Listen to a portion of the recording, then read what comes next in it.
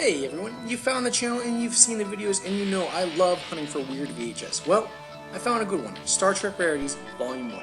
Some loving fans have cobbled together dupes of local news spots, talk show appearances, and commercials. Some of this stuff is over 30 years old. And you know what? There's even Christmas parade footage on here. Michael Dorn, he's in full Worf makeup, but he's all bubbly and happy. It's a little unsettling, but you know what else? It's a lot of fun. So why don't I stop talking and play the tape? The motto on the old Star Trek series was, live long and prosper. Well, the prosperous television show has begun, or will soon begin, a new life. The show is coming back next year. Paramount says new episodes will be made with a new cast that might include some of the original actors. The show will be called Star Trek: The Next Generation. And tonight, we still don't know if there will be pointy-eared Vulcans spewing forth logic or Scottish engineers worrying about blowing engines, but we do know this. Star Trek is indeed warping back into television orbit 20 years after being transported to the cancellation zone. Star Trek: The Next Generation, just announced, will be ready for next fall. 24 new episodes with a whole new cast, and the creator, Gene Roddenberry, back at the helm as executive producer. As Mr. Spock used to say, live long and prosper, and Mr. Spock has certainly prospered by this. Some Trekkies are happy tonight, I guess. That's it for us. Shrouded in secrecy, the new Star Trek TV series in production now will debut this fall with a 2-hour premiere and then 24-hour-long episodes, all under the guiding hand of the original Star Trek creator, Gene Roddenberry. It was like a dream come true, actually, because of being a Trekkie fan. I walked in and I went, oh my God, I'm in the transporter room, you know? I could get used to this. 5-6-year mission? Yeah, feels good.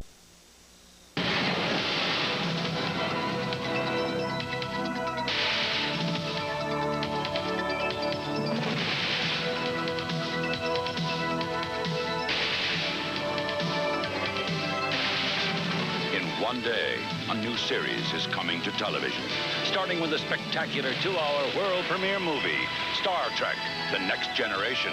Premieres Monday night at 9 on Channel 11. I'm Patrick Stewart, and I play Jean-Luc Picard, the remote, severe, but strangely attractive captain of the Enterprise.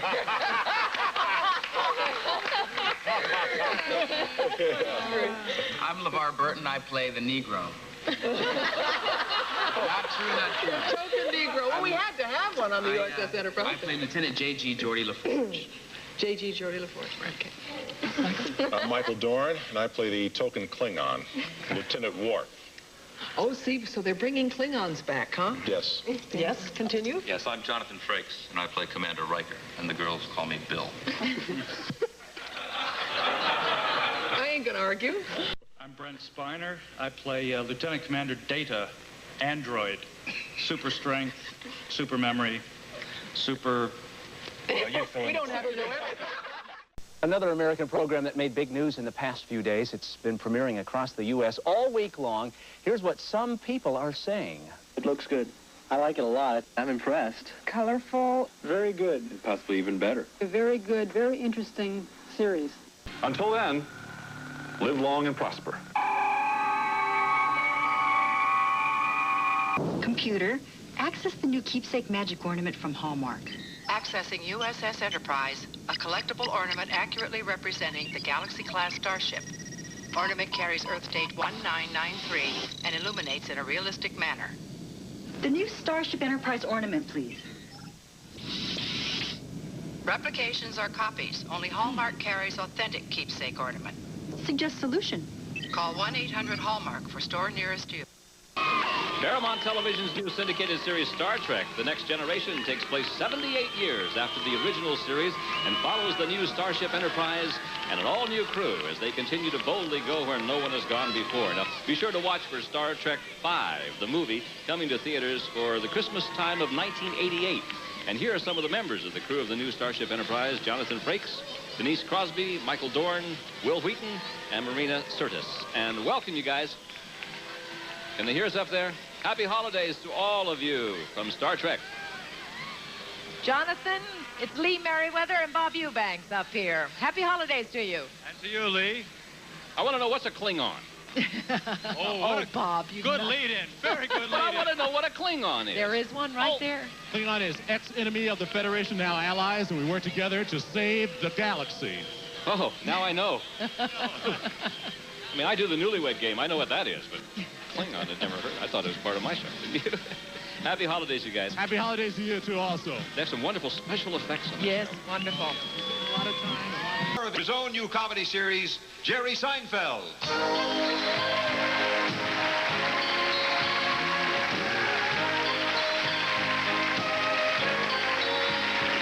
Jerry, in your show, I understand you use your own name and essentially you play yourself. What is that like as an actor? It's a stretch. And I can tell what a wonderful actor you are, Patrick, the way you look interested in what I'm saying right now. It's a stretch. Try to come up with a job description of what I do. The three basic components would be stamina, stamina, and stamina. Even though we physically don't have months like a feature does, you pretty much know, okay, if I allocate this amount of time, this amount of money, something in there I will make work.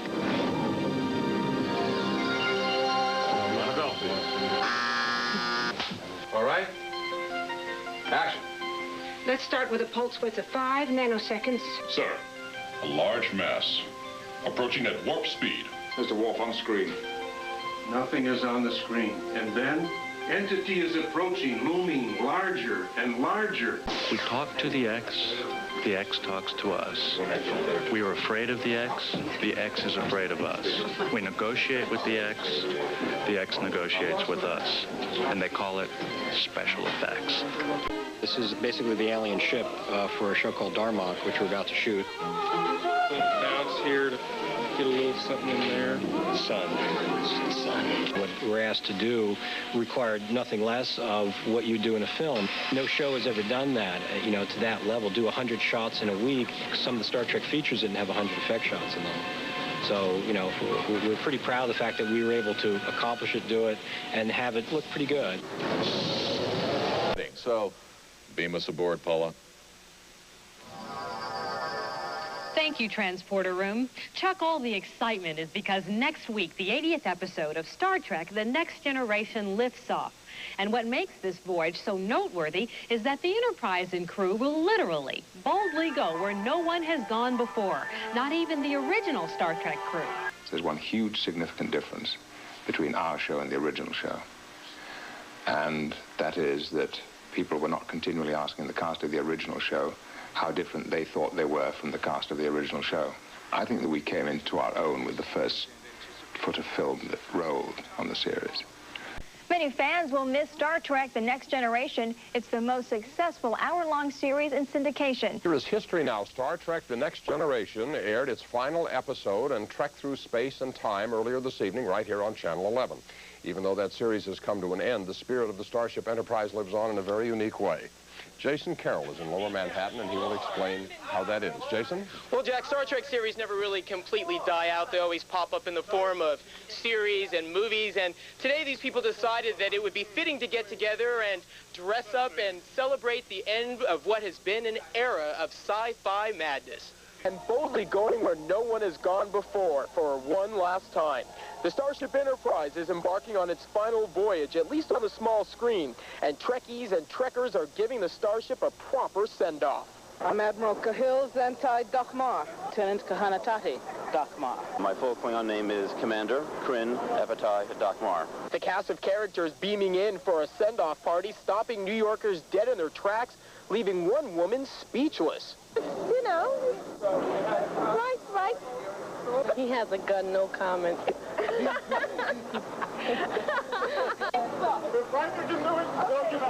Klingon and Federation forces doing battle before the show even got started.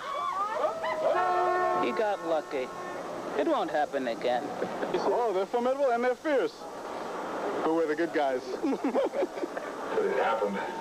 It was real. I was there. In the final episode, the real Captain Picard finds himself in a fight to save the human race. The battle breaking time barriers taking place in the past, present, and the future. And the future was all cast members at a Hollywood party wanted to talk about. This has been a great 7 years for me, and I'm really enthusiastic about having an opportunity, having the time now to devote to the rest of my career and the rest of my life. Tonight's episode bringing back an old favorite and hitting big with fans. Oh, I thought it was wonderful. I only wish it weren't the final episode and they could go for another 7 years. Monumentous, beautiful, wonderful. These guys are really having a good time here. Now, Trekkies and Trekkers, fear not. You can always catch Deep Space Nine right here on Channel 11. And look for Star Trek the movie coming out. It should be this November.